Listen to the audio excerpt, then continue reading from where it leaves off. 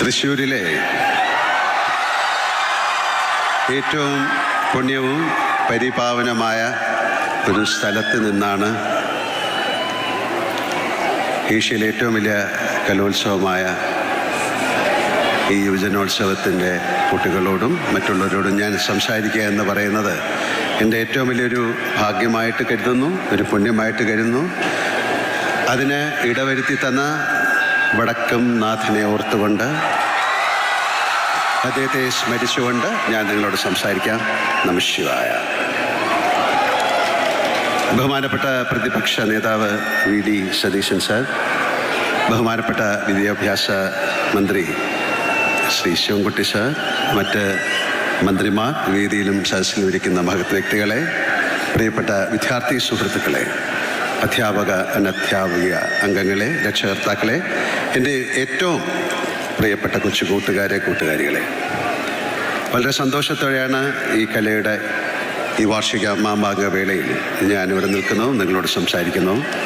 ബഹുമാനപ്പെട്ട മന്ത്രി പറഞ്ഞ പോലെ എന്ത് വേഷം ഇട്ടുകൊണ്ടാണ് വരുന്നത് ഒരു വലിയ ചർച്ചാ വിഷയമായിരുന്നു. അപ്പോൾ എല്ലാവരെയും സന്തോഷിപ്പിക്കുന്ന രീതിയിൽ ഖദർ ധരിച്ചു, പിന്നെ കുട്ടികൾക്ക് വേണ്ടി കുറച്ച് മീശ ഇങ്ങനെ പിടിച്ചു. എല്ലാവരും ഒരുപോലെ സന്തോഷിപ്പിക്കാൻ പറ്റില്ല. അപ്പം എന്തായാലും ഇത് ഏറ്റവും നല്ലൊരു വേഷമാണ്. ഞാൻ കൈത്തറിക്ക് വേണ്ടിയിട്ട് ബ്രാൻഡ് അംബാസിഡർ അല്ല, ഗുഡ്വിൽ അംബാസിഡറായിട്ടൊക്കെ ചെയ്തിട്ടുള്ളതാണ്. എനിക്കിഷ്ടപ്പെട്ട വേഷമാണ്. അപ്പം എൻ്റെ അടുത്ത് മന്ത്രി പറഞ്ഞു ഇങ്ങനെ തന്നെ വരണം. നന്ദി സാർ, നന്ദി, താങ്ക് യു വെരി മച്ച്.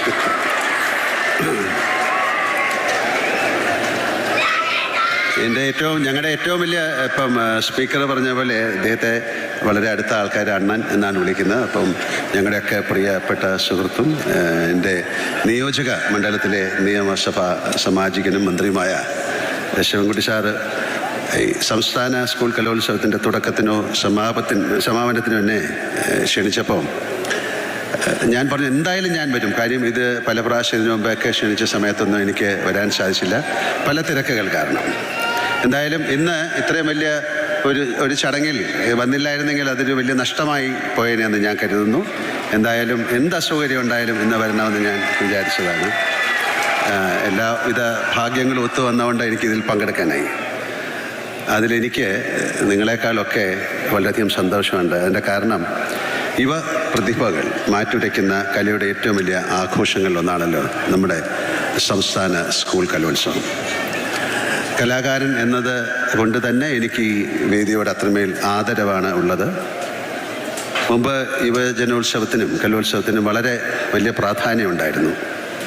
കലാതിലകങ്ങൾക്കും കലാപ്രതിഭകൾക്കും അന്നൊക്കെ സിനിമാ താരങ്ങളുടെ അത്ര താരപ്രഭയുമുണ്ടായിരുന്നു. ടി വിയിലെ നൃത്ത സംഗീത മത്സരങ്ങളും ഇൻ്റർനെറ്റും സാമൂഹ്യ മാധ്യമങ്ങളൊക്കെ ഉണ്ടാകുന്നതിനും മുമ്പത്തെ കാര്യമാണ് ഞാൻ ഈ പറയുന്നത്. അന്ന് സ്കൂൾ തലത്തിൽ തുടങ്ങി സബ് ജില്ലാ പിന്നെ സംസ്ഥാന തലങ്ങളിൽ നടക്കുന്ന യുവജനോത്സവങ്ങളിലും സർവകലാശാല യുവജനോത്സവങ്ങളിലൊക്കെ മാത്രമായിരുന്നു ബാലകൗമാരികൾക്ക് തങ്ങളുടെ കലാശേഷി പ്രകടിപ്പിക്കാനുള്ള ഒരു അവസരം. ഏഷ്യയിൽ തന്നെ ഏറ്റവും കൂടുതൽ ആൺകുട്ടികൾ അക്കാലത്ത് പഠിച്ചിരുന്ന തിരുവനന്തപുരത്തെ കേരള ഗവൺമെൻറ് മോഡൽ ഹൈസ്കൂളും അവിടെയാണ് ഞാനും പഠിച്ചിരുന്നത്. ഏറ്റവും അധികം പെൺകുട്ടികളുണ്ടായിരുന്ന തിരുവനന്തപുരത്തുകാർ പരുത്തിക്കുന്ന് എന്ന് വിളിക്കുന്ന ഗവൺമെൻറ് ഗേൾസ് ഹയർ സെക്കൻഡറി സ്കൂളുണ്ട്, കോട്ടൺ ഹിൽ. അവരൊക്കെ ആയിരുന്നു പ്രതിഭകളെ പങ്കെടുപ്പിക്കുന്നതുകൊണ്ട് തന്നെ സംസ്ഥാന സ്കൂൾ യുവജനോത്സവങ്ങൾ എല്ലാ വർഷവും തലസ്ഥാന ജില്ലയുമായിട്ടായിരിക്കും മറ്റ് ജില്ലകൾ ഒന്നാം സ്ഥാനത്തിനായി മാറ്റുരയ്ക്കേണ്ടി വരിക. തൃശ്ശൂരും കോഴിക്കോടുമൊക്കെ പലകുറി ഒന്നാം സ്ഥാനത്തെത്തിയിട്ടുണ്ട്. ഞാൻ പറയുന്നത് പഴയ കാലഘട്ടമാണ്.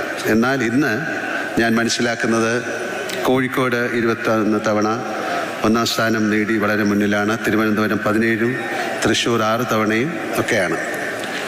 മലയാള സിനിമയ്ക്കും നമ്മുടെ യുവജനോത്സവങ്ങൾ എത്രയോ പ്രതിഭകളെ സമ്മാനിച്ചിട്ടുണ്ട്. കേരള സർവകലാശാല യുവജനോത്സവത്തിൽ കലാപ്രതിഭയായ അകാലത്തിൽ വെളിഞ്ഞ അമ്പിളി അരവിന്ദൻ്റെ പേരിലാണ് പിന്നീട് ഒന്നാം സ്ഥാനം നേടുന്ന കോളേജിനുള്ള ട്രോഫി തന്നെ ഏർപ്പെടുത്തിയത് എന്നാണ് എൻ്റെ ഓർമ്മ. അവരുടെ മകൾ പൊന്നമ്പിളി സ്കൂൾ കലോത്സവങ്ങളിൽ പ്രതിഭയായി.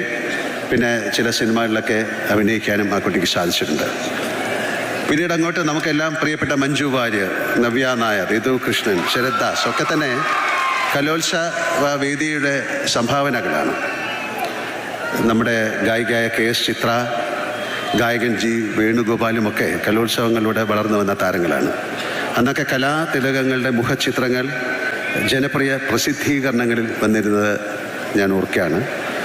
സമൂഹ മാധ്യമങ്ങളൊക്കെ ഇത്രമേൽ ജനപ്രീതി ആർജിച്ചിട്ടും എനിക്കറിയാം ഇന്നും പല സംവിധായകരും സംസ്ഥാന സ്കൂൾ സർവകലാശാല കലോത്സവ വേദികൾ പുതിയ പ്രതിഭകളെ തേടിയെത്തുന്നുണ്ട്.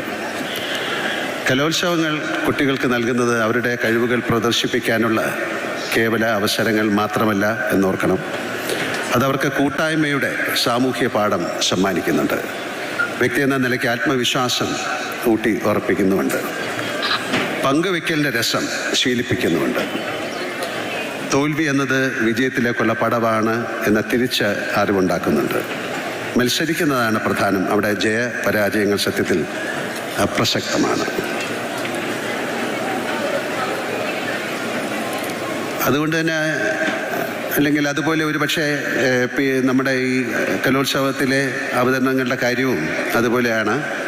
പലപ്പോഴും പലർക്കും റിഹേഴ്സലിനോളം പോലും മികച്ച പ്രകടനങ്ങൾ കാഴ്ചവെക്കാനായെന്ന് വരില്ല, പല കാരണങ്ങൾ കൊണ്ടും. അതിൽ അങ്ങനെ സമ്മാനങ്ങളൊക്കെ നഷ്ടപ്പെടാൻ സാധിച്ചു എന്ന് വരാം. അതിനാൽ സമ്മാനങ്ങൾ നേടാൻ സാധിക്കാതെ വരുന്ന ആൾക്കാരുമുണ്ട്. അതുകൊണ്ട് അവരാരും മോശം കലാകാരന്മാരാവുന്നില്ല. ഈ ബോധ്യം കൂടിയാണ് കലോത്സവ മത്സരവേദികളിൽ നമ്മുടെ കുഞ്ഞുങ്ങളിൽ ഊട്ടി ഉറപ്പിക്കുന്നത്, അല്ലെങ്കിൽ ഉറപ്പിക്കേണ്ടത് എന്ന് ഞാൻ ഉറച്ചു വിശ്വസിക്കുന്നു. പാഠപുസ്തകങ്ങൾക്ക് പുറത്ത് ഇത്രയേറെ ജീവിത അനുഭവങ്ങൾ സമ്മാനിക്കുന്ന, സാംസ്കാരികമായി അവരെ പരുവപ്പെടുത്തുന്ന കലോത്സവങ്ങളുടെ രാഷ്ട്രീയവും സാമൂഹികവുമായ പ്രസക്തി തിരിച്ചറിഞ്ഞ് അതിനായി ഇത്രയേറെ പണവും മനുഷ്യ വിഭവവും മാറ്റിവെക്കുന്ന സംസ്ഥാന സർക്കാരിനോടും വിദ്യാഭ്യാസ വകുപ്പിനോടും കലാകാരനെന്ന നിലയ്ക്ക് ഞാൻ എൻ്റെ ഉള്ളു നിറഞ്ഞ നന്ദി രേഖപ്പെടുത്തട്ടെ. ഈ കലോത്സവത്തിൽ വിജയികളായവരും വിജയിക്കാത്തവരും പങ്കെടുത്തവരും പങ്കെടുക്കാനാവാത്ത പോയവരുമായ എല്ലാ കുട്ടികളോടും എനിക്ക് പറയാൻ ഒരൊറ്റ കാര്യമേ ഉള്ളൂ. നിങ്ങളിലെ കലാകാരനെ അല്ലെങ്കിൽ കലാകാരിയെ ഈ വേദിയിലേക്ക് മാത്രമായി ചുരുക്കരുത്. നിങ്ങളുടെ മുന്നിലുള്ള സാധ്യതകളുടെ ആകാശം അനന്തമാണ്. നിങ്ങളിലെ കലാകാരനെ മിനുക്കിയെടുക്കുക, പരമാവധി അവസരങ്ങൾ വിനിയോഗിക്കുക. നിങ്ങളുടെ കലയോടുള്ള ആത്മാർത്ഥമാണെങ്കിൽ അവസരങ്ങൾ നിങ്ങളെ തേടിയെത്തും. ഞാനിത് പറയുന്നത് എൻ്റെ അനുഭവത്തിൽ നിന്നുമാണ്.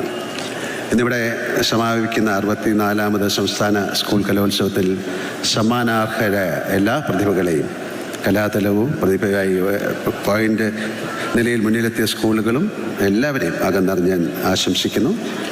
ബഹുമാനപ്പെട്ട കേരള സർക്കാരിനും പ്രത്യേകിച്ച് വിദ്യാഭ്യാസ വകുപ്പിനും ഇതിന് നേതൃത്വം കൊടുത്ത വിദ്യാഭ്യാസ മന്ത്രിക്കും ഈ മഹാമേള വിജയമാക്കി തീർക്കാൻ അക്ഷീണം പ്രയത്നിച്ച ഉദ്യോഗസ്ഥരെയും അധ്യാപകരെയും അനധ്യാപകരെയും സ്റ്റുഡൻറ് കേഡറ്റുകളെയും സ്റ്റുഡൻറ് പോലീസിനെയും അഭിനന്ദിച്ചുകൊണ്ട് ഞാൻ നിർത്തുകയാണ്. അതിൽ ഉപരി ഇന്നിവിടെ ഏറ്റവും കൂടുതൽ പോയിന്റ് നേടിയ കണ്ണൂർ ജില്ലയ്ക്ക് ഞാൻ പ്രത്യേക അഭിനന്ദനം അറിയിക്കുന്നു. ഞാൻ മനസ്സിലാക്കിയെടുത്തോളം സ്കൂളുകൾ ഇപ്പം 1ാം സ്ഥാനത്ത് നിൽക്കുന്ന പാലക്കാട് ജില്ലയിലെ ആലത്തൂരിൽ നിന്നുള്ള BSS ഗുരുകുലം ഹയർ സെക്കൻഡറി സ്കൂളാണ്. ജാതിമത വിവേചനങ്ങൾക്കെതിരെ ശക്തമായി പ്രവർത്തിച്ച സാമൂഹിക പരിഷ്കർത്താവ് ബ്രഹ്മാനന്ദ സ്വാമി ശിവയോഗിയുടെ നാമധേയത്തിൽ പ്രവർത്തിക്കുന്ന വിദ്യാലയം ആണ്. എൻ്റെ അറിവ് ശരിയാണെങ്കിൽ കഴിഞ്ഞ 12 വർഷമായി സംസ്ഥാന സ്കൂൾ കലോത്സവത്തിൽ ഏറ്റവും മികച്ച സ്കൂളായി തുടരുകയാണ്. ഇവർ തുടർച്ചയായ 13ാം തവണയും കലോത്സവത്തിൽ ഒന്നാമതെത്തുന്നു. ഗുരുകുലം സ്കൂളിലെ കുട്ടി കലാകാരന്മാരെയും കലാകാരികളെയും ഹാർദമായി ഞാൻ അഭിനന്ദിക്കുന്നു. ഒരു പ്രത്യേക കാര്യം എടുത്തു പറയാനുള്ള, കഴിഞ്ഞ വർഷം കേരളത്തിനെ ആകെ വേദനിപ്പിച്ച വയനാട് ഉരുൾപൊട്ടൽ ദുരന്തമുണ്ടായ സമയത്ത് 50 ദിവസം കൊണ്ട് 50 ലക്ഷം രൂപ സമാഹരിച്ച് ഗുരുകുലം സ്കൂളിനും അവിടുത്തെ ഹോപ്പ് എന്ന ജീവകാരുണ്യ സംഘടനയ്ക്ക് എല്ലാവിധ നന്മകളും നേരുന്നു. ഞാൻ ഒരിക്കൽ കൂടി എല്ലാവരെയും അഭിനന്ദിക്കുന്നു. അവസാനമായി ഞാൻ ഒന്നുകൂടി പറയുന്നു, ഇതൊരു മത്സരമല്ല, ഇതൊരു ഉത്സവമാണ്, അല്ലേ? എല്ലാവർക്കും ഒരിക്കൽ കൂടി ആശംസകൾ നേരുന്നു. എല്ലാവർക്കും നല്ലൊരു സായാഹ്നം നേരുന്നു. ഒരിക്കൽ കൂടി വടക്കുംനാഥനുള്ള പ്രാർത്ഥന നേരുന്നു. നിർത്തുന്നു. നമസ്കാരം. ജയ് ഹിന്ദ്.